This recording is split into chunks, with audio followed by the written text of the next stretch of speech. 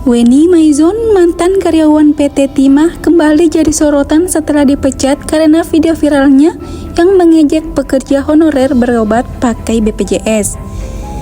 Meski dipecat pada Kamis 6 Februari 2025, Weni dengan lantang mengaku tak menyesal.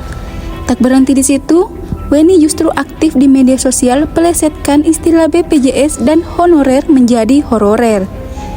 Weni justru pamer kehidupan mewah bersama suaminya yang diklaim lebih kaya dibanding karyawan PT Timah. Menurutnya, sang suami tak pernah protes atau marah saat istrinya joget di TikTok. Dia juga menyebut bahwa suaminya sosok pria dingin seperti kulkas 2 pintu. Selain itu, Weni membeberkan bahwa ia dan suaminya menjalankan bisnis sukses seperti pabrik kerupuk, toko kue, hingga usaha jamu. Ia mengaku punya banyak karyawan dan pendapatan hingga ratusan juta per bulan. Makanya dia tak khawatir kehilangan pekerjaannya. Aksinya di media sosial terus menuai perhatian. Ada yang mengecam dan ada pula mendukung. Meski demikian, Weni tetap percaya diri dan menantang kritik yang diberikan padanya.